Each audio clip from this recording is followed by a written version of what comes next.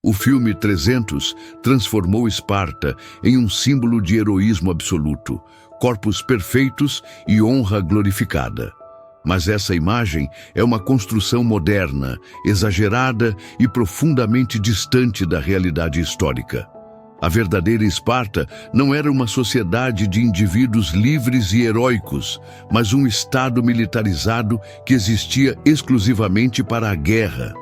Desde o nascimento, cada cidadão era tratado como propriedade do Estado. A educação, os relacionamentos e até a sobrevivência eram controlados por leis rígidas. A Agogê, o famoso treinamento espartano, não foi criada para formar heróis, mas para eliminar fraquezas.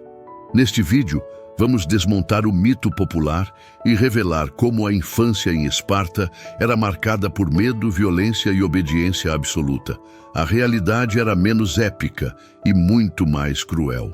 Em Esparta, nascer não significava ter direito à vida. Todo recém-nascido era levado diante de um conselho de anciãos, que avaliava o corpo da criança em busca de qualquer sinal de fraqueza física. Se o bebê fosse considerado frágil, doente ou inadequado para a guerra, era condenado à morte. Muitos eram abandonados no Monte Taigito, expostos ao frio e à fome. Esse ato não era visto como assassinato, mas como dever cívico. Para os espartanos, permitir que um fraco vivesse era colocar toda a sociedade em risco. Esse sistema revela uma cultura onde a compaixão era vista como uma ameaça, e a sobrevivência do Estado sempre vinha acima da vida individual. Aos 7 anos de idade, os meninos espartanos eram retirados de suas famílias e enviados para viver em alojamentos coletivos.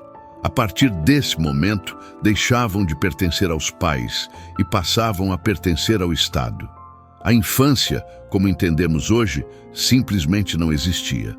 Eles dormiam em camas duras, sem conforto, e recebiam roupas mínimas mesmo no inverno. O objetivo era criar resistência física e emocional. Demonstrar saudade da família ou fraqueza emocional era motivo de punição. A Agogê começava quebrando laços afetivos, pois Esparta acreditava que o amor pela polis deveria ser maior do que qualquer vínculo familiar. A fome era uma ferramenta educacional em Esparta. As crianças recebiam porções de comida propositalmente insuficientes. Esperava-se que roubassem para sobreviver, desenvolvendo astúcia e iniciativa. Porém, se fossem pegas roubando, eram severamente castigadas, não por roubar, mas por falhar. Esse método ensinava que a eficiência era mais importante que a moral. Esparta queria guerreiros capazes de sobreviver em qualquer situação, mesmo isolados e sem recursos. A fome constante moldava corpos magros, resistentes e mentes focadas apenas na sobrevivência. A dor fazia parte da rotina diária. As crianças eram submetidas a castigos físicos, lutas forçadas e testes de resistência extremos. Havia rituais públicos onde jovens eram açoitados diante da comunidade. Gritar ou pedir para parar era sinal de fraqueza. Alguns morriam durante esses rituais, e isso era aceito como parte do processo. A Agogê ensinava que suportar dor em silêncio era a maior virtude de um espartano. A empatia não era ensinada, apenas resistência.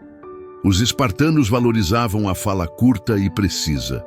Crianças eram treinadas para responder apenas o necessário, com frases diretas e inteligentes.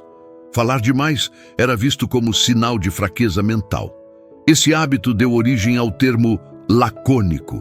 O silêncio representava autocontrole, disciplina e força interior. A Agogê moldava não apenas o corpo, mas a forma de pensar e se expressar. Em Esparta, palavras eram armas e deviam ser usadas com cuidado. As lutas entre crianças eram incentivadas. Não havia interferência dos instrutores, que apenas observavam quem dominava e quem cedia. A hierarquia surgia naturalmente pela força. Os mais fracos eram humilhados. e abusos não eram impedidos. Esparta acreditava que apenas os mais fortes mereciam liderar. Muitos jovens quebravam psicologicamente nesse processo, mas isso era considerado aceitável. O sistema não tinha interesse em salvar todos, apenas em selecionar os melhores. Os jovens mais promissores eram escolhidos para a cripteia, um ritual secreto e brutal. Sozinhos, armados apenas com uma lâmina, eles vagavam pelo campo durante a noite, sobrevivendo como podiam. Seu objetivo era aterrorizar e assassinar escravos ilotas. Isso servia tanto como treinamento extremo, quanto como controle social. Participar da cripteia significava cruzar um limite moral definitivo. Era o teste final antes da vida adulta espartana. O resultado da Agogê era um exército temido em toda a Grécia, mas o custo humano era enorme. Muitos espartanos não conseguiam se adaptar à vida fora da guerra. Emoções reprimidas, violência internalizada e dificuldades sociais eram comuns. Esparta criou soldados perfeitos, mas cidadãos emocionalmente quebrados. A força que garantiu vitórias militares também limitou o crescimento cultural e intelectual da cidade. Esparta não caiu por falta de força, mas por excesso de rigidez. Sua sociedade, construída exclusivamente para a guerra, não conseguiu se adaptar às mudanças do mundo grego. O mito moderno esconde uma verdade desconfortável. A Agogê não criou heróis nobres, mas sobreviventes de um sistema brutal. Ao separar o cinema da história, percebemos que a verdadeira Esparta era menos gloriosa e muito mais sombria. A pergunta final permanece: o poder conquistado valeu o preço pago?